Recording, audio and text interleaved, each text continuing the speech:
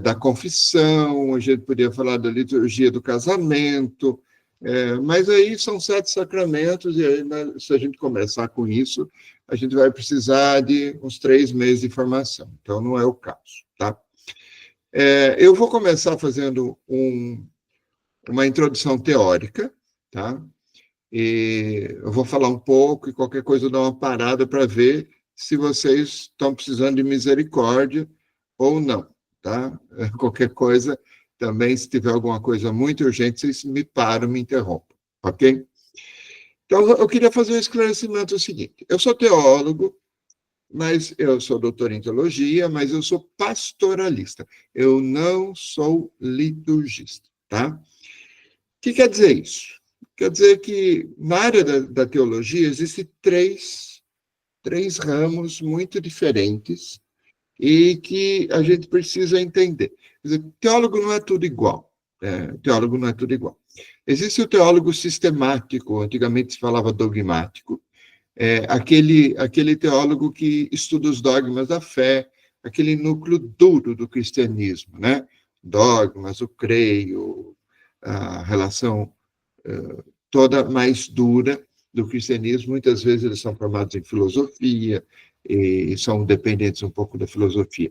Por isso, quando a gente lê o pessoal da teologia sistemática, tem que ter cabedal, tem que ter vocabulário, não é tão simples entender, tá? Tem o teólogo ligado à Bíblia, né? O teólogo bíblico, que a gente chama. Ele está ligado à exegese, né? A destrinchar o texto bíblico, né? Com métodos de interpretação, conhecendo história, arqueologia, linguística e tal. O teólogo bíblico, ele é diferente do sistemático. O sistemático vê o núcleo duro da fé. O bíblico se especializa em Bíblia. Para você começar, por exemplo, a estudar a Bíblia, você tem que falar no mínimo 5 línguas. 5 para começar. Você pode falar mais que isso, mas 5 é só para aquecer o motor, vamos dizer assim, né? Hebraico, grego, latim, aramaico, alemão, inglês, francês, que já deu 7. Né, e mais alguma outra coisa, mais a sua língua que você fala e tal. Então, é difícil e é outra especialidade da teologia a Bíblia. Tá? Eu sou da área, não sou nem da área da sistemática e nem da área da Bíblia. Eu sou da área da pastoral. Eu sou teólogo prático-pastoral. Os teólogos da pastoral, prático-pastorais, eles são especializados em direito canônico, em moral, em pastoral e tal. Né? São coisas mais do dia a dia da igreja, vamos dizer assim. A teologia pastoral, ela reflete a igreja a partir das relações que a igreja tem com a sociedade, com outras religiões, às vezes até consigo mesmo. Então, vamos dizer assim, a liturgia é uma das áreas prática pastoral. Tá? Mas eu não sou especializado em liturgia. A minha área é catequese, na verdade. Só para me desvencilhar, para vocês entenderem que eu não sou especialista da área. Como vocês pediram a formação, eu estou fazendo o melhor que eu posso, e, é claro, vamos fazer o melhor que a gente pode. Mas é aquela história de que eu não sou o especialista indicado para isso. A minha área é mais catequese. Bom, de qualquer jeito, existe uma piada interna que a gente diz, né? Qual que é a diferença entre um terrorista e um liturgista? Né? O pessoal internamente costuma dizer que a diferença entre um terrorista e um liturgista é que com o terrorista você consegue negociar, com o liturgista jamais. Né? Então, os liturgistas são muito ferrenhos em matéria. Não está escrito, não pode, a regra diz, a regra é clara, isso daqui não pode ser feito e tal. É verdade, mas como eu sou pastoralista, então eu não sou um cara tão rígido nessa área. Em todo caso, vou tentar dar as contribuições que eu posso dar nessa área, sabendo que eu não sou da área, ok? Bom, a liturgia trabalha com normas de interpretação, e normas de execução dos ritos e dos símbolos. dos símbolos grupais comunitários da igreja. Então, ela trabalha com regras, né? A liturgia trabalha com regras, né? A liturgia não tem que se meter nas normas internas da oração de cada um, mas a liturgia se mete naquilo que é comunitário, tá? Então, eu posso rezar o meu terço do jeito que eu quiser, se eu estiver rezando o meu terço em casa, eu rezo com as 3 Ave Maria daquele rabinho, ou pulo aquelas 3 Ave Maria, não tem problema. Agora, se eu vou celebrar uma missa, eu estou fazendo em comunidade, então tem regras, tem coisas que eu posso fazer, tem coisas que eu não posso fazer, tá? Existe uma diferença entre liturgia, que são gestos, símbolos da comunidade, e a espiritualidade individual. Tudo que for comunitário será objeto das normas e legislação litúrgica. Então, a liturgia não regula o que é interno para você, o que é só seu, tá? Ah, como que eu vou fazer a novena do Curadeus? Eu vou fazer lá na minha casa. Isso, fique à vontade, você pode fazer do jeito que você quiser. Mas se você for fazer alguma coisa dentro da igreja para a comunidade inteira, então aí vamos repensar as coisas, tá? A liturgia trabalha com símbolos, né? O símbolo vem do grego, né, que quer dizer símbolo, que quer dizer aquilo que une as partes que estão separadas. Então, ele une.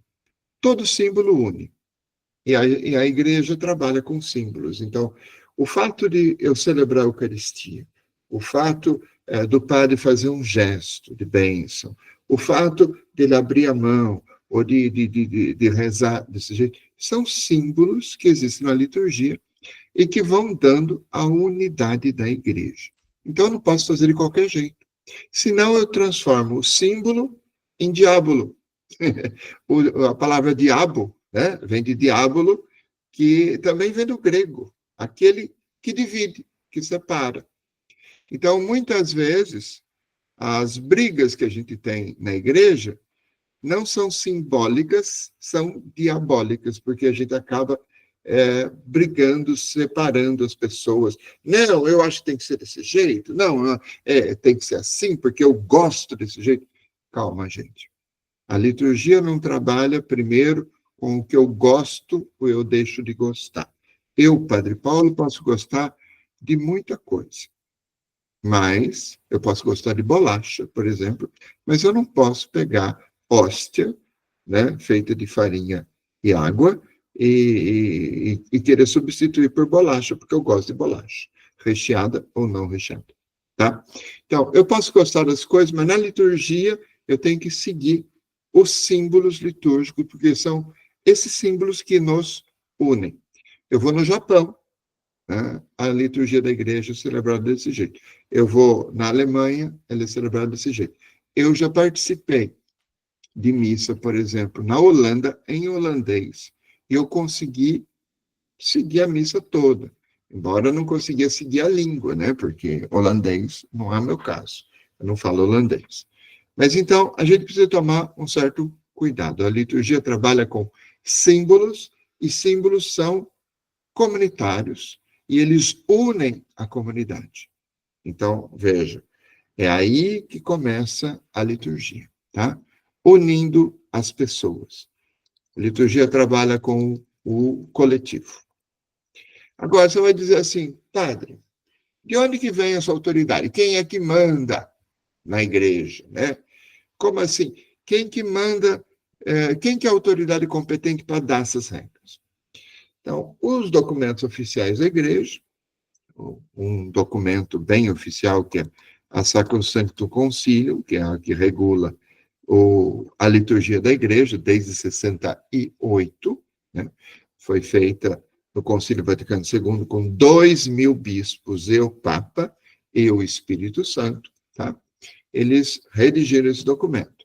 O documento diz assim, parágrafo 22, diz assim: regular a Sagrada Liturgia compete unicamente à autoridade da Igreja, a qual preside na Sé Apostólica e, segundo as normas do direito, ao bispo. Então, veja, não é todo mundo que tem autoridade na liturgia. É o Papa, né? A Cúria Romana, que ajuda o Papa, e o bispo diocesano. O bispo é a autoridade naquela diocese. Então, ele pode regular, baixar normas para fazer ou desfazer coisas que a igreja deixa ele fazer na liturgia daquela diocese. Por isso que outro dia, quando surgiu uma pergunta sobre dia de guarda, não sei o quê, eu disse, a gente tem que consultar a conferência dos bispos da Inglaterra, porque os bispos, em cada diocese, e os bispos, numa assembleia, eles que decidem, em matéria de liturgia. Continuando o texto. Em virtude do poder concedido pelo direito, pertence também às competentes assembleias episcopais territoriais, que nós chamamos de Conferência dos Bispos, de vários gêneros, legitimamente constituídas, regular, dentro dos limites estabelecidos, a liturgia.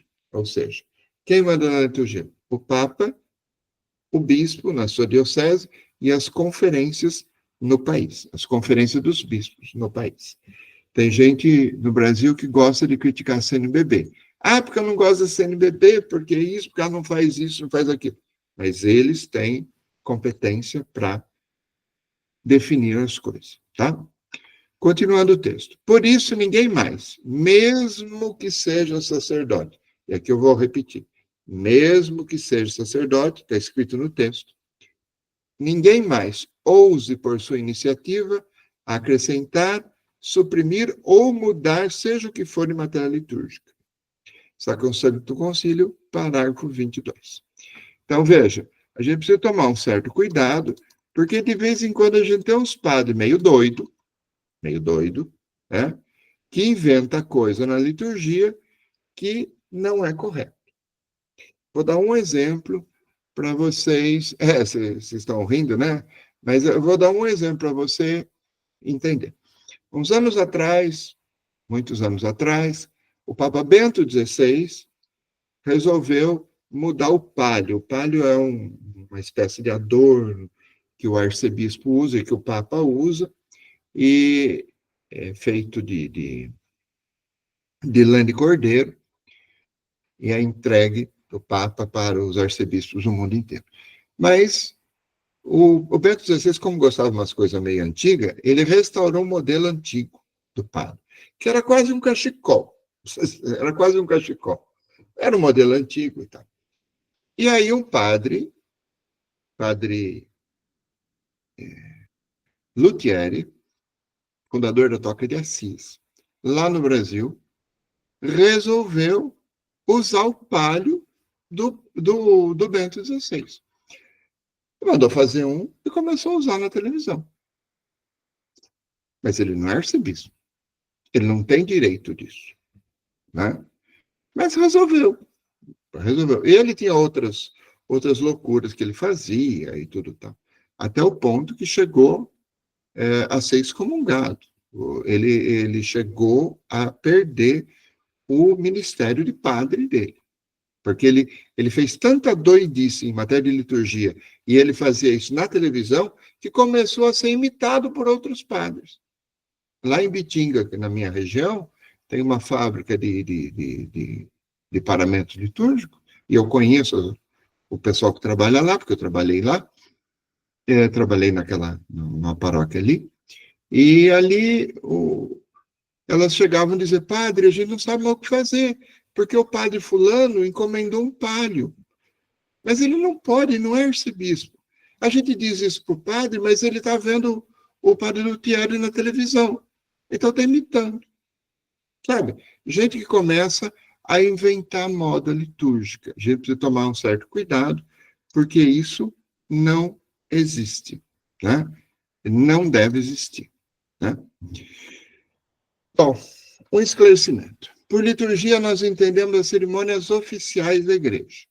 Missa, confissão, batismo, crisma, dedicação da igreja, etc.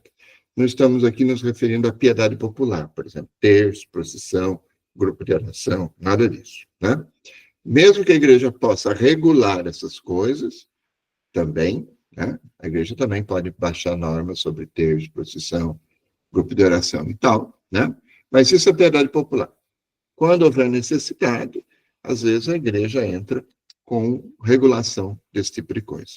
Vocês ainda estão me escutando? Porque estão me Sim, escutando padre. aí? Não, porque um dos meus fones de ouvido parece que acabou a bateria. Eu estou usando som. Mas vocês estão me escutando? Tá bom. Bom, eu queria dizer para você, por exemplo, que de vez em quando a igreja regula o que é piedade popular. Por exemplo, no século IV, até o século IV, os católicos levavam um prato de comida para comemorar os mortos. E sabe, os japoneses não fazem isso? Já ouviram os japoneses fazer isso, né? Pois é. Os católicos também faziam isso até o século IV. Até que Santo Ambrósio, bispo de Milão, proibiu essa prática e Santa Mônica parou de fazer isso. Hoje, isso está relatado por Santo Agostinho, que contava da vida da sua mãe, e até hoje a gente só leva flores no cemitério. Né? Quem leva alguma coisa no cemitério leva flores. Mas era uma prática comum dos primeiros cristãos até o século IV. A igreja achou que isso era um abuso, que isso era um desvio, que isso era um desperdício de alimento, que isso ia só alimentar rato, alimentar peste, esse tipo de coisa. Então a igreja proibiu esse tipo de prática. Tá? Bom, quando a gente fala de liturgia, existe uma lei antiga, que a gente diz assim em latim, lex orandi, lex credendi. Vou traduzir. Ou seja, a lei que a gente reza é a lei que faz a gente crer. Né? Ou seja, por que a igreja regula a liturgia, a expressão da fé? Né? Para que a gente, celebrando, a gente vá internalizando a fé da igreja. Então, isso não é inocente. Tá? A gente não reza de qualquer jeito, porque a gente não pode crer de qualquer jeito. Ou seja, se eu começo a rezar uma festa litúrgica todo ano, depois de algum tempo, pode ser que no começo eu ache estranho, mas depois de algum tempo, toda a igreja começa a acreditar, a celebrar essa fé. Então, a igreja, ela regula a liturgia para que a gente não tenha doidices na liturgia e para que essas doidices não passem de pai para filho, tá?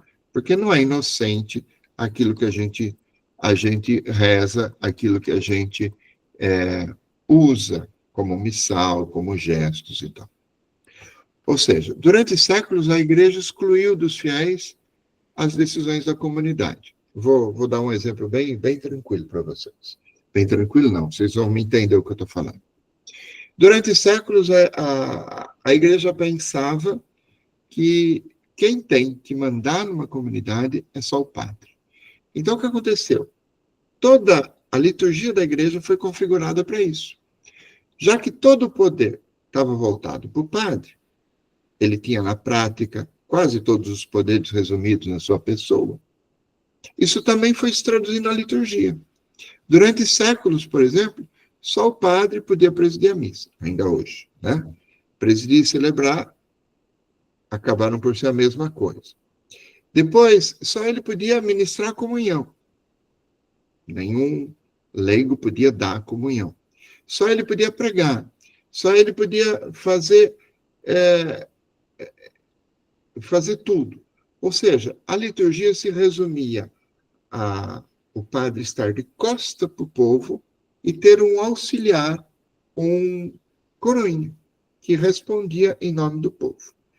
Porque também a gente não pode esquecer que Mateus 18, 20, Jesus diz, onde 2 ou 3 estiverem reunidos em meu nome, eu estarei no meio deles. Então, onde 2 ou 3 se reduziu a 2, ao mínimo possível. Ou seja, toda a liturgia foi configurada durante séculos para que o padre rezasse sozinho, com mais uma pessoa, porque ele era o centro da comunidade. O resto não importava. Tudo o resto ficava de fora. Então veja que a liturgia, ela não é inocente. Como a gente celebra, é como a gente pensa a igreja depois. Né?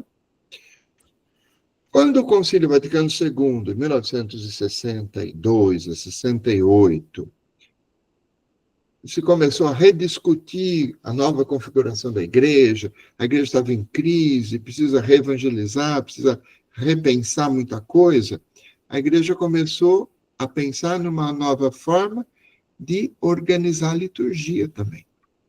E de pensar suas relações com o mundo. Então, como a igreja precisa repensar a evangelização, precisa repensar as relações com o mundo, ela começou a repensar a sua liturgia também. Veja que a liturgia não é inocente, né? Ou seja, antigamente, durante séculos, a igreja fez em latim. Quase ninguém entendia nada, né? Passou para a língua vernácula, para quê? Porque o latim é ruim? Não. O latim é uma boa língua, né? E nos resolvia todos os nossos problemas de comunicação para nós padres. Eu estudava latim no seminário, eu ia para a Alemanha, eu conseguia falar não em alemão, mas conseguia falar em latim com o alemão. Eu ia para o Japão, eu conseguia falar em latim com o padre. Então, resolvia problemas de comunicação para nós. Né? Só que a maior parte do povo não sabia latim. Então, a igreja optou pela liturgia de cada país. Ou seja, a igreja começou a se abrir na sua organização, ela precisa também se abrir na sua liturgia. Né? O padre que era virado para o povo, e o povo que estava virado para o padre estava virado para o tabernáculo, vamos dizer assim, né? Se transformou numa forma mais comunitária, mais dialogal, né? para se celebrar entre a comunidade e Deus. Só um parêntese aqui. O pessoal de vários, da França e mesmo aqui acho que da Inglaterra, fica admirado quando a gente fala que na nossa tradução do missal, nós, brasileiros, respondemos à oração eucarística. Quando o padre diz, começa a oração eucarística, em geral, todos as outras línguas, é só o padre que fala. Em português, o padre fala e a comunidade responde. Quer dizer, continua esse diálogo. Ou seja, a Igreja do Brasil é uma igreja mais dialogal, mais aberta do que outros países.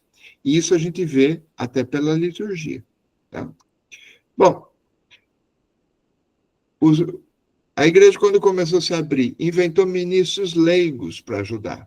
Não é que ela inventou, já existia, mas tinha sido colocado de canto, tinha sido colocado ao lado, tinha sido retirado, tinha ficado só o padre para fazer tudo.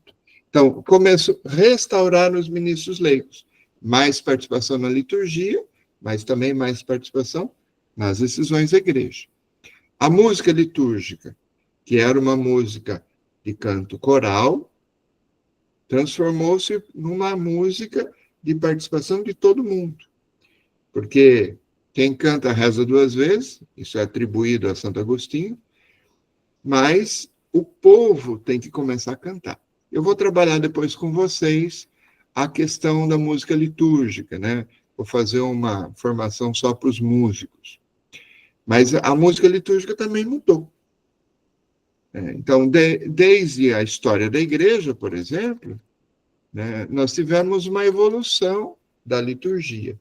Desde o primeiro século, a liturgia era muito mais participada, muito mais rezada nas casas.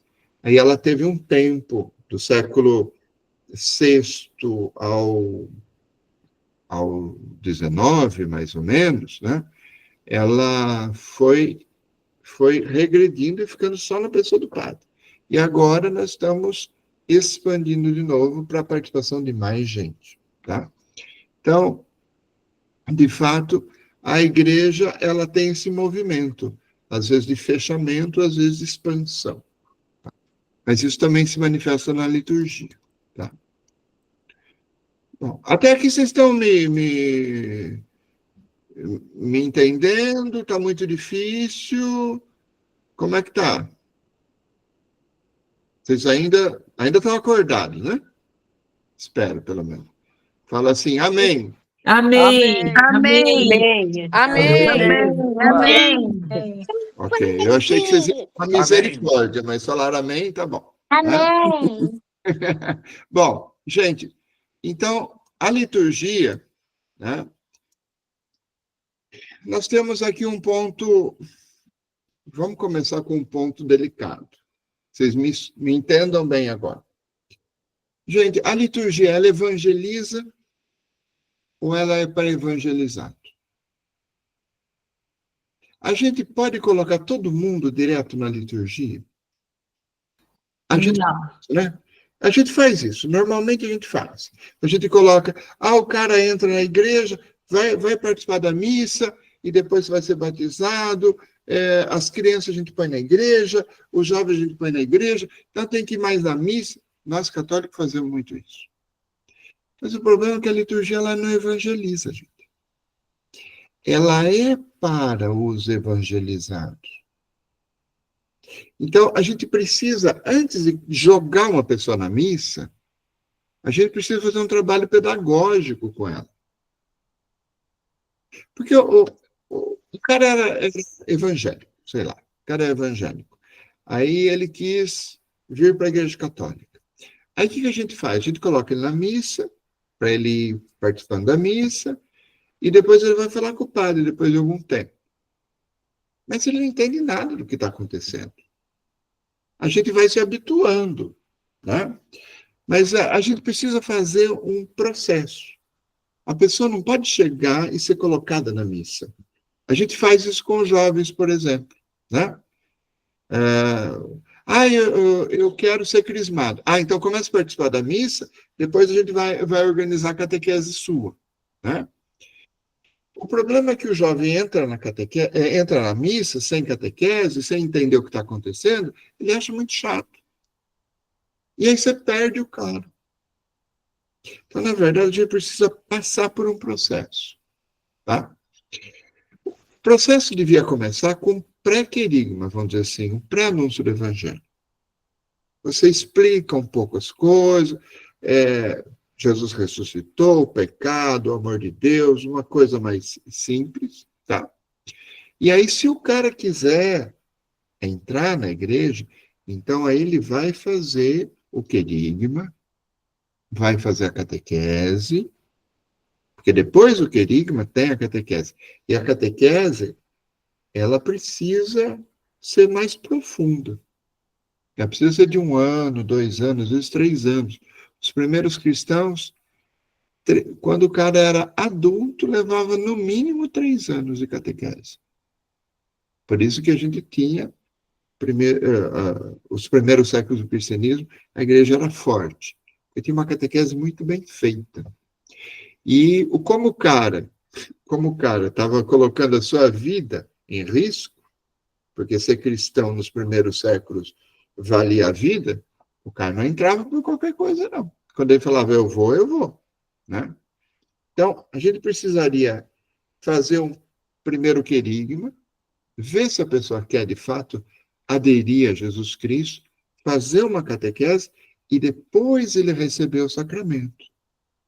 Aí, depois da catequese bem feita, de 1 ano, 2, 3, aí ele recebeu o sacramento, batismo, crisma, eucaristia.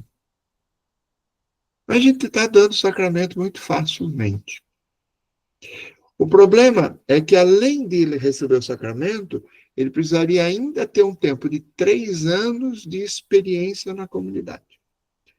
E quem é que faz esse acompanhamento? Aí existe o padrinho. Lembra do padrinho que padrinho de crisma, de eucaristia, de não sei o quê, de confirmação? A função do padrinho é acompanhar essa pessoa durante 3 anos. explicando. Aí ele vai entrar na igreja, aí ele vai participar da missa, aí ele vai participar dos sacramentos, e o padrinho tem que fazer um acompanhamento pessoal com essa pessoa. Então, veja, a gente joga muitas pessoas dentro da liturgia sem acompanhamento nenhum, às vezes sem explicação nenhuma. Né? Esse é o nosso grande furo pastoral. Né? Porque as pessoas entram direto, não tem explicação, não entende o que está fazendo, aí sai logo. Né? O certo seria a gente tirar as pessoas da missa, aquelas pessoas que não estão preparadas. Quem são essas pessoas que não estão preparadas? As crianças, as pessoas que ainda não fizeram os 3 sacramentos básicos, batismo, eucaristia e confirmação. Quem não recebeu os 3 ainda não poderia participar da missa direito. Deveria sair da missa no momento ali para fazer a catequese, tá? Crianças, jovens e adultos são jogados diretamente na missa, na cerimônia, sem saber, sem viver a fé, como se a liturgia evangelizasse. Isso aconteceu com vocês, porque vocês estão pedindo, se vocês estão pedindo formação, é porque vocês entraram exatamente nessa história, né? Bom, vamos lá. O que é celebrar? Celebrar é reconhecer o amor de Deus, por assim dizer, e dizer isso em comunidade. Esse é um ato que vem desde o começo da humanidade. É um dado, vamos dizer assim, universal. Todas as culturas têm uma forma de celebração. Todos os povos e culturas têm uma assembleia, um culto. O indígena tem um culto, o católico tem um culto, todo mundo tem uma espécie de culto, tá? Então, isso é um dado universal. O relato, por exemplo, da Torre de Babel, não sei se vocês têm aí na Bíblia, se vocês tiverem Bíblia aí, pode pegar Gênesis 11, né? O relato da Torre de Babel diz assim, que os homens quiseram chegar até Deus e por isso construíram uma torre que chegasse até o alto.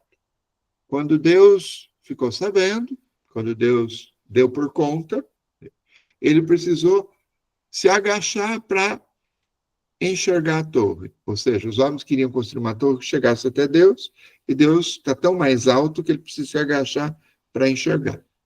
E aí ele dividiu os homens em línguas diferentes. Ou seja, as diversas religiões são fruto dessa empreitada humana de querer chegar até Deus. Bom, na Bíblia, a partir do capítulo 12 de Gênesis, começa, então, uma coisa diferente. É Deus que vem falar com Abrão, que depois muda o nome para Abraão. Ou seja, a partir do capítulo 12, é Deus que começa a se revelar, né? E aí ele vai pedindo ritos e tudo tal, e as pessoas vão acrescentando, né? Mas, por exemplo, tem um relato no Antigo Testamento que é muito interessante para o nosso começo aqui da Bíblia, da liturgia, que é o sacrifício de Isaac. Eu não sei aqui onde que está, desculpe, eu não anotei aqui o capítulo do livro do Gênesis que fala do sacrifício de Isaac. Mas Deus, quer dizer, Abraão diz que vai sacrificar Isaac. Ele leva o filho, né? O filho leva a lenha nas costas, vamos dizer assim, e o Abraão leva na mão a faca e o fogo. As duas coisas que podiam machucar o seu filho. Quando chega lá, o anjo diz, não, Abraão, calma. Nesse momento, a gente está vendo uma mudança da liturgia. A liturgia que fazia o sacrifício de seres humanos para agradar a Deus, agora passa a ser o sacrifício de animais. que depois vai ser reconfigurado no sacrifício da cruz, né? Bom, que mostra isso? Mostra que a partir do sacrifício da cruz, as religiões não precisam mais de um templo, né? Como dizia Jesus à mulher samaritana, João 4, a partir da cruz, a liturgia cristã não precisa mais ser feita só naquele templo. Ela pode ser feita na casa, ela pode ser feita numa igreja, ela pode ser feita embaixo de uma árvore, tá? Os discípulos de Jesus começaram a fazer isso nas casas, mas com o tempo a liturgia começou a ser instituída, a ser regulada, tá? Jesus fundou uma igreja, fundou uma assembleia, um grupo de discípulos que deviam segui-lo em todos os aspectos da vida, o que inclui também a liturgia. Agora, celebrar significa celebrar a morte e ressurreição de Jesus para o grupo que já conhecia Jesus, através da pregação dos apóstolos. Veja, a liturgia vem depois da pregação. Ela vem como segundo passo, né? O primeiro passo é a evangelização, o querigma, a catequese, né? Depois disso, a gente gera uma mudança de vida, o querigma e a catequese geram uma mudança de vida, que deve ser começada a ser celebrado em grupo, liturgia. Então, querigma, catequese, ética, liturgia depois. Liturgia por último, tá? Bom, celebrar a salvação de Jesus, morto e ressuscitado por nós, através da pregação dos apóstolos, tá? Mas celebrar tem partes, né? Nós vamos trabalhar a questão das partes da liturgia, tá? Tudo que a gente consegue viver precisa ser distribuído entre a comunidade, ricos e pobres. Com essas citações, né, quando a gente pega, por exemplo, Paulo, 1 Coríntios 16, 2 Coríntios 8 e 9, Romanos 15, Gálatas 2, Coríntios 11, nós vamos ver que Paulo está brigando com as comunidades, porque as comunidades querem celebrar a liturgia, mas não ter ética. Querem celebrar a liturgia, mas não viver. É mais fácil você celebrar do que você partilhar. É mais fácil você ir para a missa do que você viver antes da missa a sua ética no trabalho, na família, na comunidade. Tá? Bom, vamos começar então. Como que a gente faz, por exemplo, em matéria de liturgia? Quais são os ministérios que a gente tem? Eu vou entrar no ministério agora da acolhida. Antes disso, alguém tem uma pergunta? Vamos fazer uma pausazinha. Uma pergunta ou duas até aqui? Ô, padre, eu acho que vale a pena, não sei se todo mundo sabe o que é, querigma. Ah, eu não expliquei o que é querigma, achei que todo mundo sabia o que é. Obrigado, Ricardo. O querigma é a mensagem central da morte e ressurreição de Jesus que nos afeta na vida, fazendo conversão.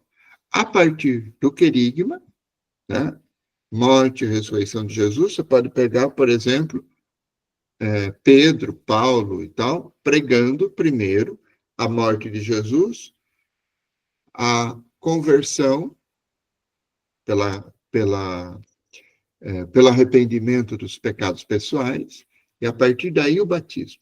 Então, veja, existe uma pregação,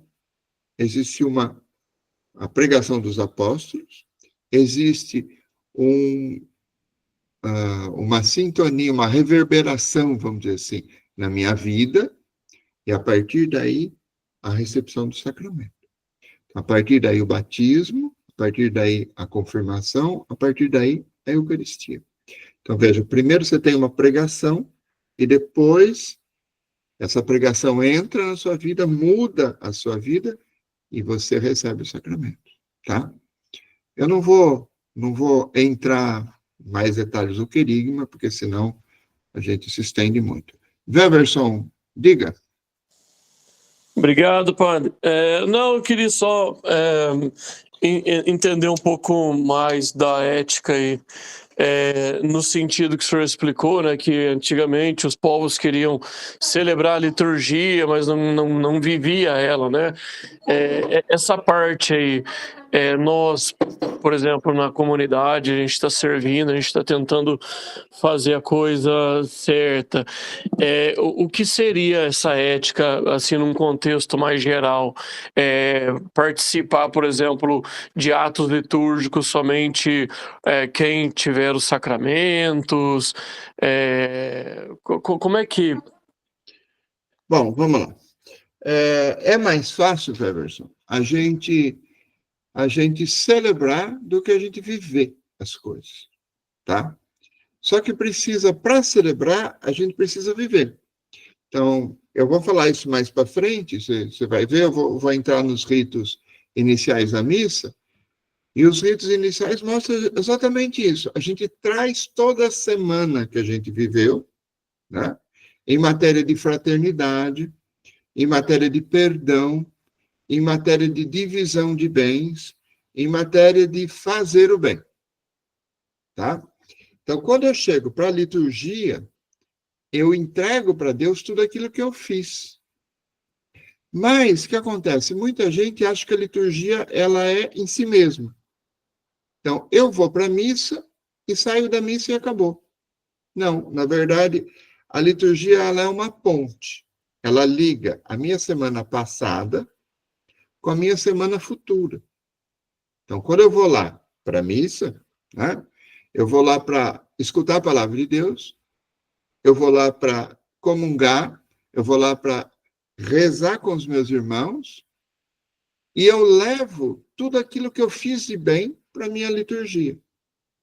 E depois, quando o padre diz, no final da celebração, ele diz assim, vão em paz, o Senhor vos acompanhe, ele está dizendo, vão evangelizar, vão distribuir essas graças que você recebeu. Agora, muita gente não percebe esse tipo de coisa. Então, não percebe, por exemplo, que a liturgia nos questiona. Tem gente que diz assim, eu gosto dessa missa, desse padre, dessa igreja, dessas músicas e tal, porque eu me sinto paz. Uma boa liturgia não te deixa em paz. Uma boa liturgia te questiona. Você sai incomodado dela. Para que você seja melhor na semana que vem. Entendeu? Então, essa questão, essa separação de liturgia e ética, para muita gente existe. Mas eu vou trabalhar isso melhor, viu, Weverson? Ok? Tá ok, obrigado. Mas eu respondi um pouco isso para você ou não? Sim, fez sentido, sim, a vivência, especialmente, né, viver e quando, igual o senhor explicou, e quando encerra a missa, né, vão em paz, vão evangelizar e viver, especialmente, para mim, o que o senhor disse aí, viver, né, o dia a dia, não é só ir na missa, não é só, a gente tem que viver isso no nosso cotidiano, no nosso dia a dia, né? É isso mesmo. Tá. Bom, eu vou entrar agora num ministério que nos ajuda muito na liturgia, tá? É o ministério da acolhida. Receber alguém não é inocente, gente, tá? Especialmente em termos de comunidade de fé. Você mostra o que você é ao receber uma visita. Você mostra o que a sua família é ao acomodar uma pessoa. Tá? Se a gente olhar, por exemplo, Jesus, ele andava pelas estradas poeirentas da Palestina, era recebido pelas pessoas, pobres de todo tipo. Jesus era mais recebido pelos pobres do que pelos ricos, mas também pelos ricos, né? Algumas vezes era recebido em casa de rico, aproveitava as oportunidades para evangelizar. Jesus aproveitava tudo para evangelizar. Ele curava, ele comia e bebia, ele andava entre as cidades e as vilas, ele conversava com as pessoas, ele tinha disputa teológica com os fariseus, com os sacerdotes do seu tempo, mas sempre ele estava usando tudo para evangelizar. Por quê? Porque ele queria revelar o Pai, por palavras e por gestos, né? O apóstolo João, desculpe, né, escreveu: e o Verbo se fez carne e habitou entre nós. João 1,14. Jesus é a palavra, se a gente olhar, Jesus, ele é a palavra feita gesto, feita ação. É por aí que a gente precisa começar a agir. Então, quando a gente fala da acolhida, né, nós estamos falando disso. Um grupo na igreja que começa a receber, a transformar aquela comunidade, aquele templo, num lar, numa comunidade que recebe. Como Jesus foi acolhido, por exemplo, por Marta e Maria na sua casa. Lucas 10, 38 a 42. Mas quando a gente fala de Marta e Maria, muita gente diz assim: ah, padre, mas Jesus criticou a Marta e elogiou a Maria. E a Marta é o exemplo de quem trabalha e a Maria de quem reza, né? E, de fato, isso é verdade. Mas não se esqueça que as duas são santas. Tanto a Marta como a Maria, como Lázaro, os três foram santos. Os três amigos de Jesus. Então, há momento que é preciso ser Marta e há momento que é preciso ser Maria. Receber alguém, por exemplo, é um momento Marta, né? Receber alguém bem, não é só dizer bom dia com um sorrisinho. Isso faz também parte. Mas é mais do que isso. Por exemplo, é procurar um lugar para a pessoa sentar. É ajudar se a pessoa passar mal, né? É não deixar ninguém desatendido. Criar um ambiente favorável para a oração de todos, com leveza, né? Mas para isso, por exemplo, uma equipe de celebração que vai ajudar numa liturgia precisa chegar mais cedo, precisa preparar tudo, preparar o ambiente, né? Precisa receber os idosos, entregar um folheto, acomodar um deficiente, uma pessoa que tem dificuldade para andar, né? Avisar o padre, colocar esse deficiente, esse cadeirante, por exemplo, num lugar fácil que o padre possa dar comunhão depois, se ele for receber a comunhão. Acolher as crianças pequenas, arrumar um lugar para essas crianças. Então, aí não deixar, por exemplo, as crianças andar de um lado para o outro, né? Eu sei que os pais têm essas dificuldades, né? O pai tem que levar a criança pequena para a igreja e tem que ficar com um olho no gato, outro no peixe, né? E a criança tem que, bom, a equipe de acolhida tem que arrumar um lugar para essas crianças, né? Um lugar onde você separe os pequenos dos grandes, por exemplo. Os pequenos, você deu alguma coisa para ela fazer, um brinquedo, um bichinho de pelúcia, uma coisinha para ela pintar, e os grandes, os maiorzinhos, já para começar a contar a história bíblica, ensinar uma música, ensaiar alguma coisa, tá?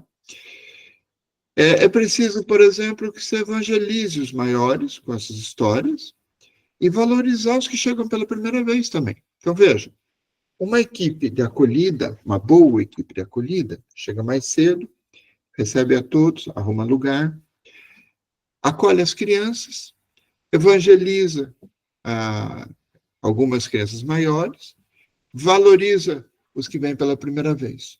Aí você vai dizer: padre, mas eu não quero fazer isso porque eu vou perder a missa. Sim, mas isso é um serviço que você está fazendo para a comunidade. Então, a gente precisa montar uma equipe que não seja sempre a mesma na missa, que a cada 15 dias ou cada missa varie, precisa ter uma tabela, vamos dizer assim, de serviço, né? Para que a pessoa, não sempre a mesma pessoa perca a missa, porque senão o cara vai perder a missa um ano inteiro. Não, né? Agora, ele não está perdendo a missa, ele está servindo a comunidade. Quem faz isso não está deixando de participar da missa, mas está servindo. Que é uma participação e ela vai ser contada no preceito dominical, mesmo que ela tenha que comungar depois, no final da celebração. Quando todo mundo acabou, o padre vai lá e dá a comunhão para essa equipe de acolhida, né? Para que isso seja verdade, a gente tem que rodar. Então, a equipe de celebração, a equipe de acolhida tem que rodar. A equipe de celebração também, tá? Bom, para celebrar a liturgia, existe um princípio fundamental. E o princípio é participação. O princípio importante na liturgia é a participação. Todo mundo tem que celebrar. Para celebrar, é preciso que todos estejam engajados naquela cerimônia, estejam ajudando, né? Não se precisa que todos façam tudo, mas que todos façam alguma parte. Então, o maior número de pessoas devia ser mobilizado. Elas não devem também se repetir na celebração, mas deve existir muitos que façam pouca coisa, né? Assim, todos dão um pouquinho da sua parte. Posso contar aqui um caso que aconteceu comigo? Só para vocês me entenderem. Vocês ainda estão me escutando, né? Sim, padre. Sim, sim. Ok. Aconteceu comigo uma coisa que eu era padre mais novo, eu era um pouco mais idiota do que eu sou hoje em dia, né? E aí eu fui celebrar num lugar, numa comunidade que só tinha... Você ri, né, Tiago? É assim, né? Eu fui celebrar numa comunidade que não tinha templo. Tinha lá, era num pasto, embaixo de uma árvore e tal. E eu cheguei lá, eles tinham preparado uma mesa, direitinho, com velas e tal. Mas estava um dia com um pouco de vento, né? Então, a gente começou celebrando a missa, ali com as pessoas ali, meio no ar livre, vamos dizer assim, e apagou as velas. Aí alguém foi lá, acendeu um fósforo e acendeu as velas. Isso já me desconcentrou um pouco, né? Continuou a celebração da missa, apagou de novo a vela, outra pessoa foi lá, acendeu um fósforo e acendeu as velas. Na terceira vez, eu já estava irritado com essa história, né? Aí eu disse assim, deixa essa vela apagada. Alguém disse assim, padre, não. Olha, se eu não fiz nada nessa celebração, eu pelo menos mantive a vela acesa. Aí eu entendi que essas pessoas tinham entendido o conceito de participação. Quer dizer, eu fiz pouca coisa, mas eu mantive essa vela acesa. Eu fui lá, risquei o fósforo 2, 3 vezes, mantive a vela acesa. Essa foi a minha parte na celebração daquele dia. A parte mínima, mas a pessoa estava se doando. Eu, que era mais idiota, fiquei irritado. Segunda, terceira vez, eu devia ter deixado essa vela apagada. Não. As pessoas ali tinham entendido muito mais o conceito de participação na liturgia do que eu. Veja, eu fiz pouco, mas eu fiz. Eu ajudei em alguma coisa nessa celebração. Eu ajudei em alguma coisa na oração comum. Veja, isso é o conceito de participação. Se você for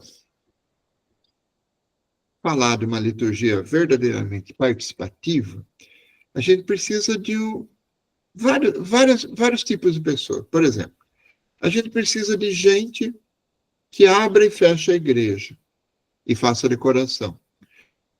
Tá? Que não deve ser a mesma pessoa, por exemplo, da Pascom. Uma pessoa, eu vi que, por exemplo, entre vocês, eu vi 2 ou 3 gravando a missa, né? O Papa Francisco diz que a gente não deve gravar e nem tirar foto em missa.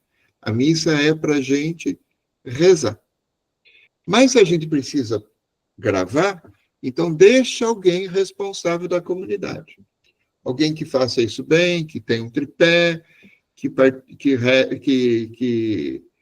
filme toda a celebração, mas não que 2, 3, 4, 5 comecem a filmar. Porque aí é só uma pessoa que vai fazer isso. Então, uma pessoa para abrir e fechar a igreja, decorar. Outra pessoa para comunicação, filmar, tirar foto e tal. Os músicos e pessoas que animem a liturgia, que animem a música e tudo tal. Vocês viram que eu fiz isso outro dia, né? Gente, vamos cantar de novo? Essa música está muito fraca, vamos repetir o refrão? E aí o povo enche o peito e canta. Mas isso não é função do padre fazer isso, daí deveria ter outra pessoa, né, que ajudasse ensaiasse a música antes de começar, por exemplo, enquanto o padre está confessando, a equipe de música, depois que já afinou as coisas tudo tal, com um animador, ensaiasse os cantos, para não chegar na hora e a pessoa não saber cantar, né? Uma equipe de leitor e salmista. Um administrador do data show, quando tem data show, uma pessoa que cuide do data show. Pessoa para intercessão, as preces da comunidade. Né? O sacristão, aquele que cuida de colocar o cálice, colocar as coisas todas, o missal e tudo tal. Servente do altar, os coroinhas, que pode ser pequenininho, mas pode ser adulto também. Gente que fica junto com o padre. Né? 4 pessoas para a entrada. Aqui, ó, veja bem. Um que leva a cruz, 2 que leva a vela, um cada vela, e um que leva o lecionário, para entrar, para fazer a procissão. O padre, o ministro da comunhão, né, que ajuda o padre a distribuir a comunhão ali naquela celebração e para os doentes fora, catequista de criança pequena, catequista de criança maior, vamos pôr assim, de pequena, de 1 até 5 anos, né? Catequista de criança maior de 6 anos até 10, mais ou menos, aí. Então, você pega as crianças pequenininhas, aquelas que estão aprendendo a falar, andar, chorar, você tem um espaço para elas, ali para elas se divertirem, né? Fazer alguma coisinha. Então, o pai e a mãe ficam sossegados naquela celebração, porque sabe que está bem cuidado, né? Um catequista ou 2 para crianças maiores. Então, de 6 até a primeira comunhão. Então, esse catequista vai, por exemplo, pegar o evangelho daquele dia, vai tentar ensaiar com as crianças, vai ensinar uma música a partir daquele evangelho. Naquele momento da celebração, se catequiza aquelas crianças. 2 pessoas para contar a coleta, registrar. Porque conta-se a coleta, tem que se contar a coleta? Tem. Mas registra num caderninho, deu tanto, assina, né? Você sabe depois, no final do ano, quantas foram as coletas, quais foram as missas, quanto deu cada coisa, quanto a gente contribuiu. A gente tem que saber isso. E tem que ser, essa informação tem que ser distribuída. Em algumas comunidades da minha diocese, no final da missa, antes da bênção final, os ministros que já contaram a coleta, chegam para o padre e dizem, a coleta de hoje deu R$100, deu R$200, deu R$500. E o padre fala, a coleta de hoje deu tanto. Então, para que não seja um segredo, a comunidade contribuiu, a comunidade tem que saber.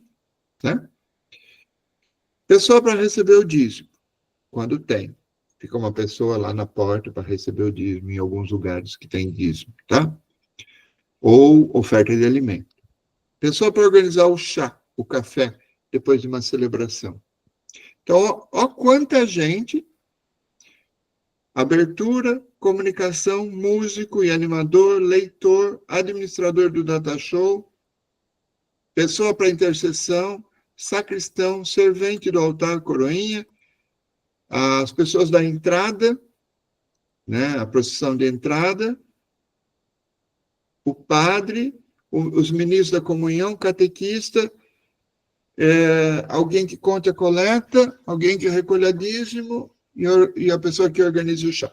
Veja, só que dá mais de 20 pessoas para uma celebração.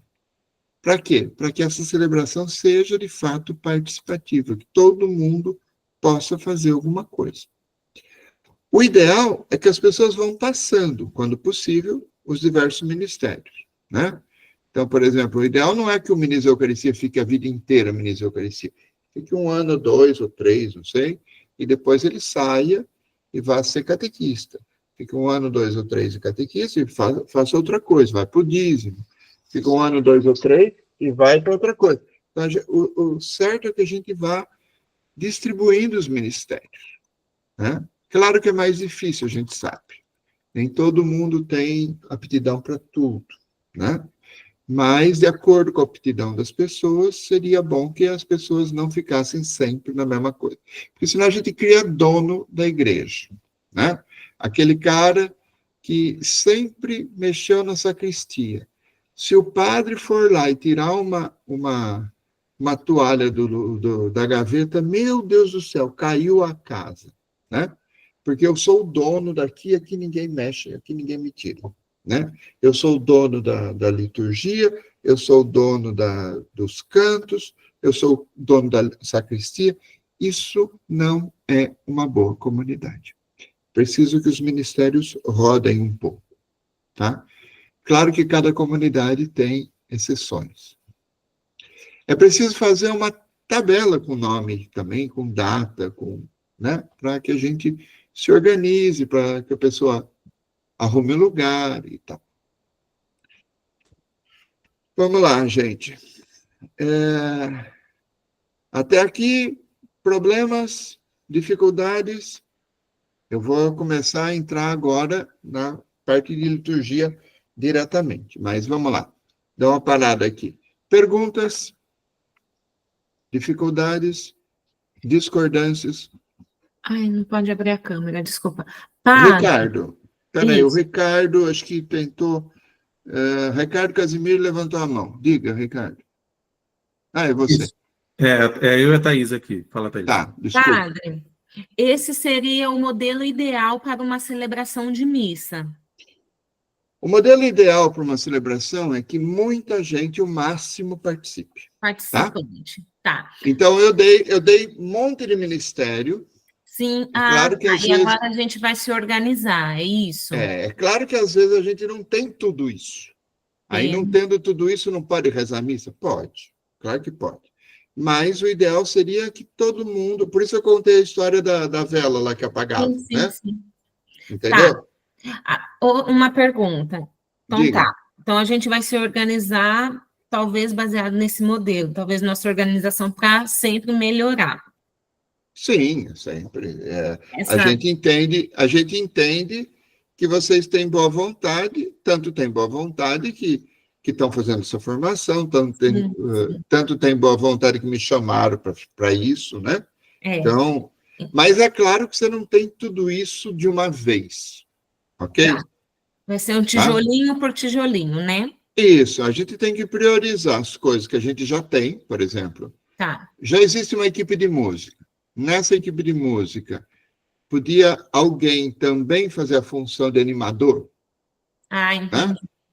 Já existe, por exemplo, uma pessoa responsável pela sacristia? Sim. Então, já tem essa pessoa. Já tem pessoas responsáveis por alguma coisa? Então, a gente já viu o que tem, e algumas coisas acrescenta. Vocês viram, por exemplo, a primeira missa que eu participei com vocês, eu catei umas pessoas já para entrar. Vela. Sim, a vela, né? E a Nossa Senhora Aparecida. Já pus a Nossa Senhora Aparecida, a vela, não sei o quê, já coloquei 3, 4 pessoas a mais. Entendi. Eu não fiz isso para criticar vocês, eu fiz isso para envolver participar. mais gente, entendeu? Sim. Ô, padre, mas esse tipo, se a gente for aderir à entrada de vela, né, do lecionário, é tudo sobre a permissão do padre que vai ministrar a missa. Tá, é tudo sobre a permissão do padre, ok, mas veja, isso é oficial, não estou inventando nada. Quando você vê o Papa entrando, Você está vendo o Papa entrando, né? Como que é a procissão lá de São Pedro? Vai a cruz, tem duas velas do lado, sim. Né? Aliás, antes da cruz vai o cara incensando, né? Sim. Ele vai na frente, aí vem a cruz, as duas velas, depois vem o diácono segurando o evangelho, né? Tá. Vem todos os bispos, os padres, quer dizer, isso é oficial. Ah, entendi. Você não está inventando nada. O que você está fazendo é pegando os elementos que você tem. Que vela que eu tenho? Eu tenho essa vela, eu não tenho um castiçal chique, bonito, de prata.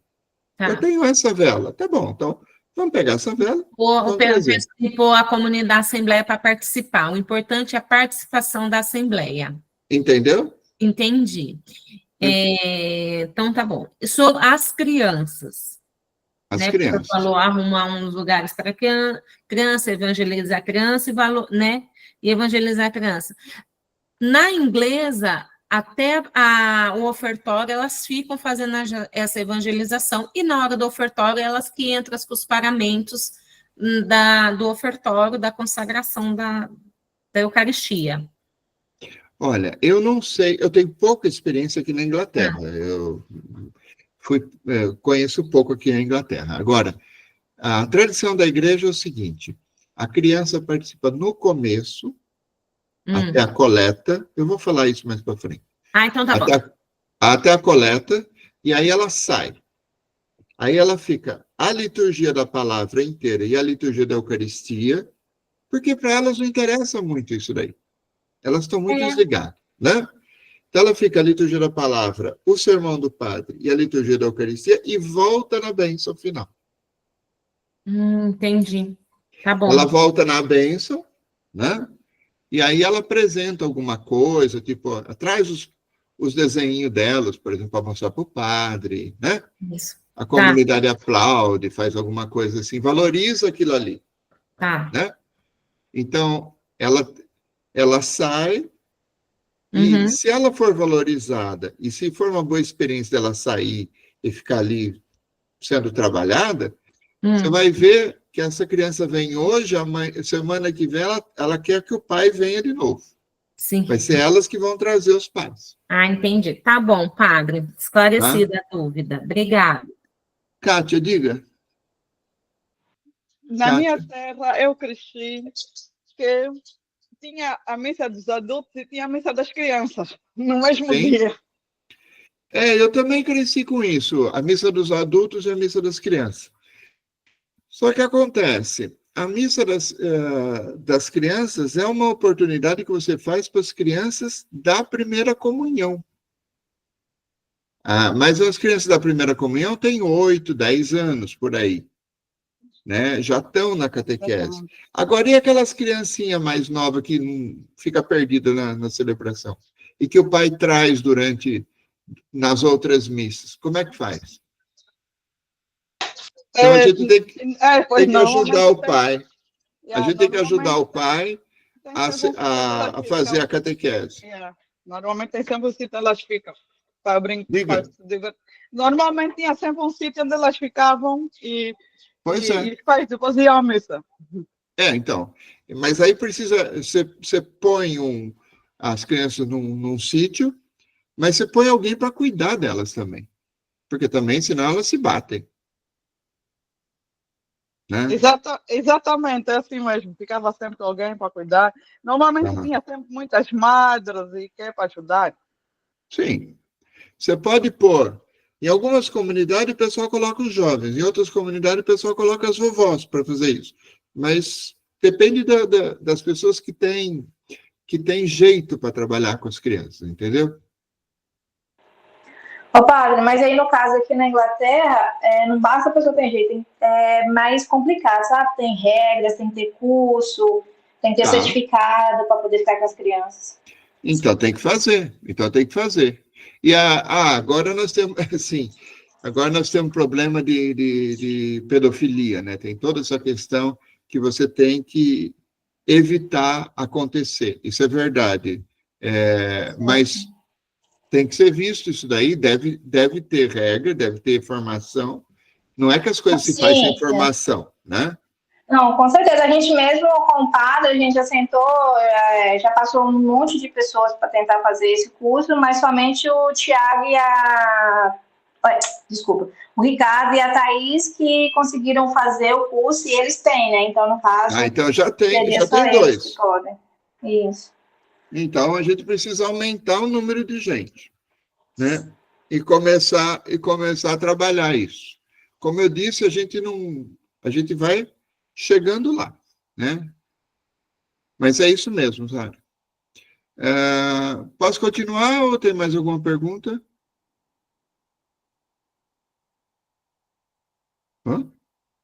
Continuo ou não? Pode continuar, padre. Tá, então continuamos. Bom, eu coloquei aqui todos os ministérios para uma boa missa participada, né?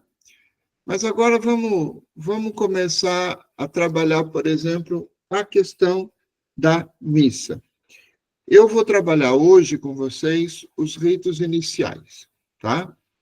E depois dos ritos iniciais a gente para, porque amanhã a gente vai continuar o resto, ok? Bom, como que a gente celebra a Eucaristia? Então, a missa tem 4 partes. Se você pegar o folhetinho, você vai ver que a missa tem 4 partes bem distintas. Ela tem um núcleo duro, tá? E tem duas partes complementares, tá? O núcleo duro, o que é? O núcleo duro da missa é a liturgia da palavra, primeira leitura, salmo, segunda leitura, aclamação, evangelho, homilia, credo e preces, tá? Então, essa liturgia da palavra. Tá? Depois, tem o outro núcleo duro, que é a liturgia da Eucaristia, do ofertório até a comunhão. Então, isso é a parte sólida da missa, vamos dizer assim. Liturgia da palavra e liturgia da Eucaristia. Para isso, tem 2 ritos complementares, o rito inicial e o rito final. Tá? Então, o que nós temos no rito inicial? Nos ritos iniciais, eles fazem a transição, vamos dizer assim, entre o fora e o dentro da celebração. Tá? Nos colocam em sintonia entre nós, nossa semana e Deus. O rito inicial ajuda a fazer a transição entre a sociedade, a família, as organizações não governamentais que a igreja possa ter e tal, e o dentro, a vida sacramental da igreja. Então, nós somos uma pessoa só, mas nós, muitas vezes, trabalhamos fora e estamos celebrando ali, na igreja. Nós temos família e estamos ali. Nós temos, às vezes, trabalho voluntário, que a gente faz, que a gente ajuda, e estamos... Então, tudo isso, o rito inicial, ele traz tudo aquilo que a gente está vivendo na sociedade, na família, fora da igreja, para dentro da igreja. Tá? Na verdade, Romanos 12, versículo 1, diz assim: ofertai a vossa vida como hóstia santa, viva e agradável a Deus. É isso. Nós somos, cada um de nós pelo batismo, somos sacerdotes do Deus vivo e nós consagramos o mundo. É a nossa vida toda que a gente traz para a Eucaristia. Começa onde? Começa, por exemplo, na procissão de entrada. A procissão de entrada, ela traz o presidente e a equipe de celebração, tá? Então, aí entra, junto com o padre, entra coroinha, leitor, as pessoas que vão fazer as preces, se for o caso, tá? Os portadores de objeto, incenso, vela, cruz, esse tipo de coisa, tá? Imagem, flor, ícone, esse tipo de coisa, deve entrar no começo do canto inicial. Então, a procissão de entrada, ela traz tudo isso. Tá? Todas essas pessoas podem entrar na procissão de entrada. Quer dizer, quem vai fazer as preces pode entrar na procissão de entrada. Os coroinhas, as velas, a cruz, o incenso, o lecionário, algum ícone, alguma imagem, como outro dia era Nossa Senhora Aparecida, eu peguei e coloquei a imagem da Nossa Senhora Aparecida junto, né? Tudo isso deve entrar no canto inicial. Então, no momento do canto inicial da procissão. Se for possível, né, o lugar dessas pessoas que entram, onde elas devem sentar? No altar. O padre tem a cadeira dele, os coroinhas também, os leitores também, né? Essas pessoas deveriam ter lugar no altar, para que no altar não fique só o padre, vamos dizer assim, tá? Mas se não tiver lugar, ela pode ficar num lugar próximo da sua função, vamos dizer assim. Tem um ambão e tem alguns bancos que são próximos do ambão, ela pode ficar ali, tá? Então, essas pessoas entram em procissão, quanto mais melhor, faz uma procissão mais solene, mais bonita, vamos dizer assim, tá? E depois elas se dirigem para o lugar delas, que pode ser em cima do altar, ajudando o padre, ou ao lado do altar, num lugar fácil, não vai colocar ela longe, para ela ter que atravessar toda a igreja para realizar o seu ministério, né? Então tá. Não esqueça, a participação das pessoas é um valor na liturgia, então aumentar a procissão de entrada é também um valor na liturgia, tá? Isso não é contra nenhum padre, não é contra a liturgia da igreja, é uma coisa que é oficial na igreja, tá? O canto inicial, vamos lá. Recado para os cantores. O canto inicial deveria ser em compasso de marcha. Sabe, assim, porque você vai andando. Então, o canto inicial, se for possível, ser uma marcha, uma cadência que as pessoas possam andar nessa cadência, é legal. É o canto inicial que dá o tom na celebração. Outro dia vocês fizeram maravilhosamente bem. Era a exaltação da Santa Cruz, puseram lá um canto sobre a Santa Cruz, né? Sobre Vitória, tu reinarás. O que faltou? Faltou, por exemplo, dar uma ensaiada nesse canto com a Assembleia antes. Para que... É isso que eu falo de animador litúrgico, lembra? Que eu falei de animador litúrgico. O animador litúrgico, ele dá uma ensaiada em alguns cantos com a Assembleia antes de começar a celebração. Para que a Assembleia já vá esquentando, vamos dizer assim, vai esquentando o coração e vai esquentando, vai sintonizando com aquela celebração. Principalmente com cantos novos, padre, eu acho, e de repente aí o salmo também, eu só acho que Não, é isso mesmo, Ricardo, é isso mesmo. Quer dizer, você podendo dar uma ensaiadinha rápida, não precisa fazer um ensaio de música de 1 hora, né? Mas, tipo assim, uns 10 minutinhos antes de começar a celebração, a maior parte do povo já chegou, ou está chegando. Enquanto o pessoal está chegando, vai lá e dá uma ensaiada no refrão, pelo menos. Né? A comunidade não conhece o canto inteiro? Ok. Então, o grupo de canto vai sustentar aquele canto, mas o refrão, a comunidade já aprendeu. Ou uma boa parte da comunidade já aprendeu. Entendeu? O Salmo é um bom exemplo, Ricardo. O Salmo também é um bom exemplo. Tá? Obrigado, padre. É bem isso mesmo. Tá? Não se esqueça, o valor é o da participação. Então, a gente tem que implementar a participação do canto, implementar a participação na entrada, né, em tudo. Tá?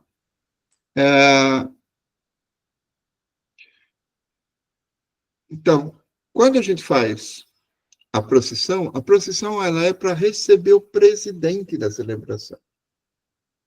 Gente, aqui eu vou fazer um parêntese para vocês.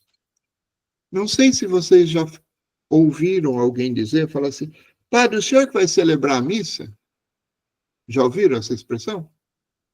É o senhor que vai celebrar? Ou já usaram essa expressão? Não é o padre que celebra a missa.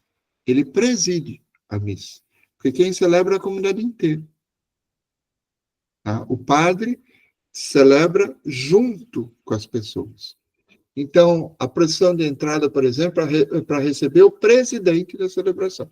O padre, o bispo, o diácono e tal. Tá? Então, quando a gente tem uma pessoa importante, por exemplo, você vai numa audiência com o juiz entra, todo mundo se levanta. A gente se levanta para receber o presidente, não porque ele é um cara importante, mas porque ele está em nome do Cristo. Então, ele é importante pelo Cristo que está nele, entendeu? O padre não é importante porque ele é o padre. Ele é importante porque, naquele momento, ele é o Cristo para aquela comunidade. Mas o padre, ele não celebra sozinho. Ele preside a celebração e ele celebra com todo mundo. Todo mundo reza a missa. Portanto, não tem muito sentido a gente rezar a missa sozinho. Porque a missa é sempre um ato comunitário. Tá? Bom, uma vez que o padre chega no altar, ele beija o altar, ele incensa o altar, né? Se for o caso, se tiver incenso, for uma celebração mais solene, ele começa a celebração em nome do Pai. Em nome do Pai, do Filho e do Espírito Santo. Esse nome do Pai pode ser cantado. Esse nome do Pai pode ser cantado. Não precisa ser em nome do Pai, em nome do Filho. Existem outras melodias, tá? Mas pode ser cantado. Tá? A acolhida pode ser cantada. Tá? Uma vez que o padre começou em nome da Trindade, a gente começa pedindo perdão. Então, veja, estamos nos ritos iniciais. Entrada, nome do Pai, perdão. Perdão, nós pedimos perdão por tudo aquilo que nós fizemos de errado, de mal. Ou por aquilo que a gente não fez de bem. Ou mesmo por aquilo que nós planejamos fazer de mal e não realizamos. Né? O padre, nesse momento, ele dá o seu perdão a todos. Ele diz assim, no final, a gente diz, pode ser cantado, pode ser rezado, ele diz, Senhor, tem piedade de nós, Cristo tem piedade de nós e tal. No final ele diz, Deus todo misericordioso, tenha compaixão de nós, perdoe os nossos pecados e nos conduz à vida eterna. Essa fórmula que ele está fazendo é uma fórmula de perdão que ele está dando para toda a comunidade. Então, sabe aquele pecado do dia a dia, aquelas intriguinhas que a gente tem, aquela língua solta em algum momento e tal, isso está perdoado nesse momento aí. Então, é um perdão que o padre dá para começar, é um perdão geral. É um perdão geral. Vale para todos os pecados menos graves, tá? Pecados veniais. Claro que pecados graves ou mortais, que são raros, mas pecados graves ou mortais, você tem que fazer na confissão. Mas para aqueles pecados do dia a dia, para aquelas coisinhas que a gente falou, que a gente não fez e tal, esse o padre deu perdão para todo mundo. É a única vez que o padre se inclui no perdão. É a única vez que ele dá o perdão para ele mesmo, para todo mundo. Então, pedimos perdão. Fazemos a nossa limpeza espiritual. Próxima coisa é agradecer ao glória. Né? Então, tudo aquilo que a gente fez de bem feito, tudo aquilo que Deus fez em nós, tudo aquilo que a gente fez crescer por causa de Deus. Esse é o momento do glória. Um parêntese aqui. Gente, existem alguns padres, vocês vão ver, ela que reza o Glória. Não sei se vocês viram isso. Mas o Glória deveria ser sempre um hino, ele deveria ser sempre cantado. Qual que é o costume aqui na Inglaterra? É de rezar ou de cantar o Glória? Ali na St. Mary é cantado. Cantar. Na maioria, acho que cantado, das que eu fui. A maioria é cantado. Na Santa Michael é rezado porque eles não têm ministério de música, no caso, né? Então, daí eles, nos domingos, que é quando tem o Glória, eles rezam. Tá. Às Veja. vezes é rezado e às vezes cantado, padre, o que eu vejo. Às vezes Tá. é rezado, às vezes cantado. Veja, o Glória e o Santo deveriam ser duas músicas sempre cantadas. Sempre. Porque fazem parte da liturgia celeste. Ou seja, o Glória foi cantado, na Bíblia você vai ver, no relato de Lucas, ou de Mateus, agora não lembro qual deles, mas no relato do nascimento de Jesus, aparecem os anjos dizendo glória a Deus nas alturas e paz na terra aos homens por ele amados. Veja, então é a liturgia celeste, é o coro dos anjos que canta a Deus. Então deveria ser sempre cantado. O santo é também da liturgia celeste, quando aparece os anjos a Isaías, né? E eles aparecem cantando santo, santo, santo é o Senhor Deus dos exércitos. Isaías pensa, tô ferrado, agora eu morri, porque eu estou vendo Deus, e quem está vendo Deus está morto, né? Ele achava que tinha morrido. Então, nesse momento que os anjos aparecem cantando para Isaías. Ou seja, sempre que for possível, porque às vezes as comunidades têm dificuldade com música, mas sempre que for possível, o Glória e o Santo deveriam ser cantados. Você não canta mais nada, não canta salmo, não cantou Nome do Pai, não canta entrar nada. Cante o Glória e cante o Santo, tá? Isso é a liturgia que fala, não sou eu que inventei, que tirei dos meus cabelos, não, tá? Depois, uma vez que você agradece, que a comunidade agradeceu a Deus por tudo aquilo que ela faz, por tudo aquilo que Deus faz nela, por tudo aquilo que nós somos, então o padre diz, oremos. Isso a gente chama de coleta, né? Por que coleta? Porque vai passar a cestinha? Não. Porque nesse momento o padre recolhe a oração e as intenções dos corações que estão ali. Então, o padre deveria falar, oremos, e fazer um momento de silêncio. Para que cada um abaixasse sua cabeça, colocasse a intenção na missa, e depois desse momento de silêncio, o padre, então, faz a oração em nome de todo mundo. Nesse momento, depois da oração coleta, as crianças pequenas deveriam ser levadas para outro lugar, para trabalhar com elas segundo a sua capacidade cognitiva. Os menores, para aprender canto ou mesmo fazer desenho de colorir, e os maiores para trabalhar o evangelho com eles. Então, os maiores de 5 anos, por exemplo, de você pegar os maiores de 5 anos e contar uma história, contar o evangelho, fazer um teatrinho, ou ensinar uma música que fale daquele evangelho, ou contar esse evangelho de um jeito que a criança entenda, para você ir evangelizando a criança. Então, seria no momento da coleta.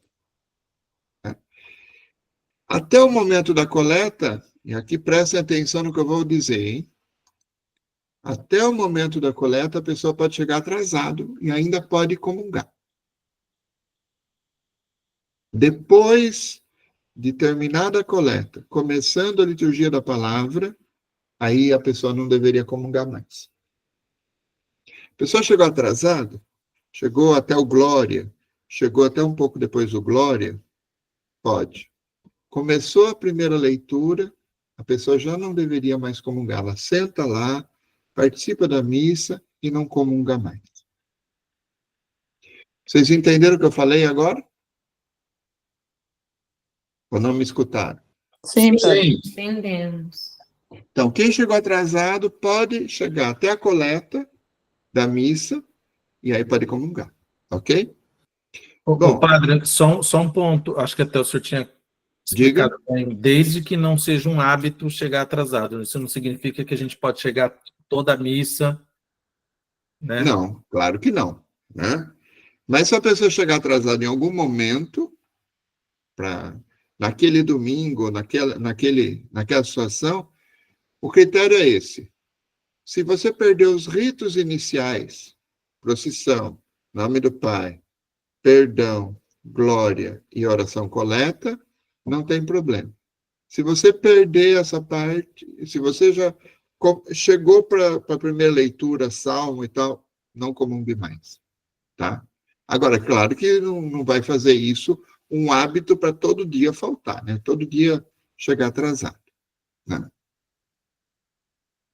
Gente, até aqui, problemas, soluções, dúvidas? Tranquilo. Tudo certo, padre. Muito Ninguém bom. tem dúvida? Não. Padre, Diga. o salmo, o senhor diria também que ele é sempre cantado ou não? Incluiria na parte do... Nós vamos Salmo. entrar no Salmo, próxima formação, amanhã, é isso? Tá, perfeito. Nós vamos entrar nisso, mas o Sim, Salmo amanhã. pode ser cantado. Ele não precisa ser sempre cantado, porque ele é uma poesia, mas ele pode ser cantado, tá? Então, aí depende do que você tem na celebração, né? Se você tem gente que cante bonito, faça, né? Agora, se for que nem eu, é melhor não cantar o salmo. Tá? Bom, gente, Ô, padre, perdão, diga. é que o padre Bessa, ele Sim. explicou para nós que o correto do salmo é ser cantado. Ele falou nessas palavras, né? O Salmo Aí nós não tem uma ficamos na dúvida. obrigação de ser cantado. Agora, ele é um livro de cantos. O livro dos Salmos é um livro de cantos. Então, o padre Bessa deve ter falado, levando em consideração isso. Ou seja, o livro dos Salmos é um livro de 150 cânticos, que se perdeu a partitura, né? E está na Bíblia, ali, só a letra, não tem mais as partituras. Você pode ver que no Salmo está escrito, quando você pega a Bíblia, está escrito lá, de Davi, né?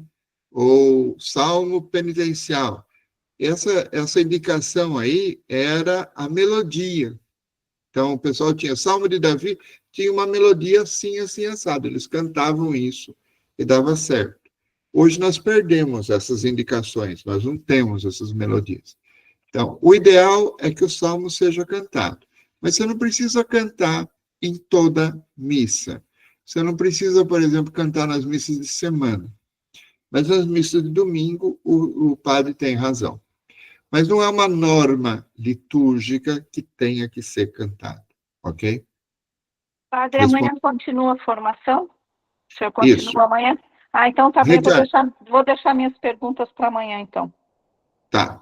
Então, eu fiz a formação, fiz uma introdução teológica e fiz o começo aqui o que a gente tem que ter ter uma boa liturgia participativa e o que a gente tem que fazer nos ritos iniciais, né? Amanhã nós vamos entrar na liturgia da palavra, liturgia da Eucaristia e bens e ritos finais, tá? Mas eu não quero... Nós já estamos com 1h45 de fala minha, então eu preciso acabar isso, né? Senão... Né? Por isso agora eu estou respondendo perguntas. Mas se você quiser, Tânia, fazer alguma pergunta mais urgente agora, pode. Minha pergunta é um assunto assim um tanto polêmico, mas Diga. É um tanto polêmico, eu vou procurar ser bem objetiva. A responsabilidade é do sacerdote, é da equipe de liturgia, é de alguma pastoral, esses casos que têm acontecido, que a gente vê na internet, estava bem comum e frequente aí há algum tempo, a gente vê na internet, eu fico pensando que eu não vejo o resultado daquilo. Há fiéis que denunciam, por exemplo, na entrada da missa, né, na procissão de entrada. Tem algumas paróquias no Brasil, excepcionalmente, que trazem outras religiões para participar dessa procissão de entrada, como pessoas da Umbanda, de Centro Espírita, né? Outro dia eu vi um circo, tinha palhaços, inclusive fazendo malabarismo com bolas, isso na entrada, na procissão de entrada.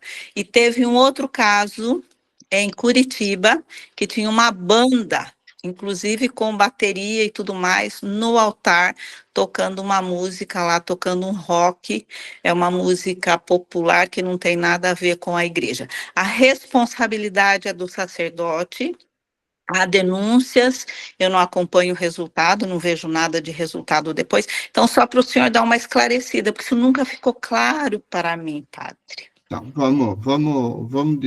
vamos por partes, como Jack o Estripador, né? Como diria em Londres, né? É o seguinte, a responsabilidade de toda missa é do presidente, é lógico, tá? O cara que preside, ele deve saber o que vai acontecer na celebração, por isso tem que ser tudo combinado antes, tá? E ele deve aprovar as coisas. Eu não sei o que você está falando, Tânia, assim, o que você diz. As pessoas podem ser convidadas, muitas vezes, como convidados mesmo, e às vezes como convidado de honra. Por exemplo, no dia da Nossa Senhora Aparecida, numa comunidade que eu estava de padre, eu inventei uma procissão, uma carreata. E pouco a pouco a carreta foi aumentando. Eu fiquei lá 6 anos, isso foi aumentando. E aí depois de 1 ano ou 2, se juntou um grupo de ciclistas. Aí eu pedi que esses ciclistas fizessem uma espécie de guarda de honra de Nossa Senhora, né? E aí, quando a carreata chegava na igreja, todo o povo entrava, e eu pedia para os ciclistas, que estavam todos paramentados pela roupa de ciclista de lycra, aqueles capacetes, aquelas coisas assim. Então, eles deixavam ali a bicicleta lá de fora, mas eles entravam e faziam uma espécie de cobertura com os capacetes e eu passava com a Nossa Senhora embaixo, né? Era na procissão de entrada, vamos dizer assim, e era uma espécie de convite e de jeito de integrar um grupo que não era um grupo da comunidade, mas que vinha todo ano para participar. Então, aí não tem nada. Se for convidado... Peraí. Se for convidado, por exemplo, para integrar alguma coisa na liturgia, depende do que ele vai fazer, pode ser, né? Pode ser convidado um grupo disso ou daquilo. Não sei. Agora, todas as liturgias, existem abusos litúrgicos. Existe gente que abusa da liturgia para isso ou para aquilo. Existe também, tá? E é claro que o presidente tem responsabilidade sobre aquela celebração, tá? Então, se tiver um abuso litúrgico grande, de qualquer lado, né, o presidente vai ter que responder diante do bispo ou diante de uma outra pessoa, tá? Agora, sobre banda de rock, o ritmo de rock, né, a igreja aceita, isso é documento da igreja, a igreja aceita todos os ritmos e todos os instrumentos, todas as culturas. Depende de como isso vai estar integrado na celebração. Eu não sei. Então, você pode tocar uma música que é samba dentro de uma igreja? Pode. Você pode tocar uma música que é rock dentro de uma igreja? Pode. Agora, você precisa ver como que isso vai estar integrado nessa celebração. Não pode ser simplesmente um momento de alguém apresentar alguma coisa ali, né? Porque aqui na Europa tem muito concerto dentro de igreja. Tem muito concerto dentro de igreja, mas fora da celebração da missa. Vai lá uma orquestra sinfônica, ou vai lá um grupo coral, não sei o quê, e usa a igreja para fazer um espetáculo. A igreja não pode ser espetáculo. Agora, eu vou trabalhar isso melhor na área de música, viu, Tânia? Ah, tá certo, padre. Aí, quando eu falar de música mesmo, música litúrgica, música não sei o quê, grupo de música, norma de música, aí a gente vai trabalhar essa questão do espetáculo, dos abusos litúrgicos. Sim, nesse caso que eu falo, era uma música do Fred Mercury e os instrumentos musicais, inclusive a bateria, estava no altar. Né? E era uma música que não tinha nada a ver com a doutrina católica, né? Era uma música que não tinha nada a ver. Né? Mas, enfim, é considerado por que foi colocado nisso? Pode ser colocado como um abuso litúrgico, não é, padre? Sim. E por que foi colocada a música do Fred Mercury no meio da celebração? Não tinha nada a ver com... Pois é. São coisas...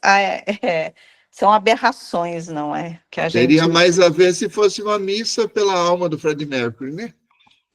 Não era. Tenho certeza que não era. Então, são coisas inusitadas. Se eu ver um palhaço de perna de pau fazendo malabarismo, entrando na procissão de entrada, é uma coisa meio estranha, né, padre? Se for só na procissão de entrada, e ele ficar depois num canto, de repente, é uma missa para os circenses, às vezes. Não sei, né? Não sei, às vezes... Tem que ver como que as coisas se desenrolam, entendeu? Se for na procissão de entrada, como uma espécie de convite, e depois a pessoa ficar ali, pode ser. Depende como as coisas se desenrolam. Agora, abuso litúrgico existe, Tânia, em todo lugar, viu? Mas é um tanto estranho, né, padre? Porque, assim, muda, né? Eu acho, assim, que muda Porque a missa em si, a essência da missa, pelo menos é o que eu entendo, é o sacrifício de Cristo, né? A gente revive, né? O sacrifício de Cristo, não é? Essa é a essência da missa, não? Temos duas coisas aí para a gente ver. A missa tem é como uma moeda, que ela tem dois lados, vamos dizer assim. A ressurreição também, né? O lado do sacrifício do Cristo no Calvário, ele existe, ele é importante, ele precisa ser celebrado. E existe também o lado da ceia pascal, né? Jesus também celebrou a ceia pascal com os discípulos, lavou os pés e tudo tal, né? Que é também a memória já da ressurreição, é a memória da escravidão, da saída da escravidão do Egito. Então, esses dois lados precisa ter o lado sacrificial e tem que ter o lado da alegria da ressurreição. Esses dois lados precisa ter. Então, a missa não é só o sacrifício de Cristo, mas é também a mesa da celebração pascal. Eu vou trabalhar isso depois, quando chegar no ofertório, tá bom? Bom, por hoje, meus irmãos, minhas irmãs, eu estou dando por encerrado. A não ser que alguém tenha mais alguma pergunta, mas se não, eu encerro por hoje aqui. E amanhã que a gente continua de novo, Ricardo, é isso? Sim, amanhã, no mesmo horário, a Sara, o link já foi criado, a Sara vai estar enviando o convite junto com o link amanhã, logo de manhã, aqui no WhatsApp, e aí eu mando para o senhor também para poder distribuir para todos. Tá, ok. Bom, vamos então voltar amanhã, e aí a gente começa da liturgia da palavra em frente, ok? E depois nós vamos trabalhar só entre nós a questão de música. Perfeito. Entre os musicistas e tudo, tá? Ok? Muito obrigado, meus irmãos, muito obrigado, Deus abençoe. Vou dar uma bênção para terminar, ok? O Senhor esteja convosco. Ele está no meio de nós. Por intercessão de Nossa Senhora de Lourdes, desça sobre todos vós e permaneça para sempre a bênção de Deus Todo-Poderoso, Pai, Filho e Espírito Santo. Amém. Amém. Boa noite para vocês. Obrigado. Boa noite. Obrigado. Deus abençoe. Deus abençoe. Deus abençoe, padre. Tchau, tchau, gente. Boa noite. Tchau. Boa noite. Tchau, Até tchau. amanhã, se Deus quiser. Tchau. Tchau. Tchau, tchau. Tchau, Beijinhos, boa noite, Kátia. beijinhos. Tchau, gente. Tchau, tchau.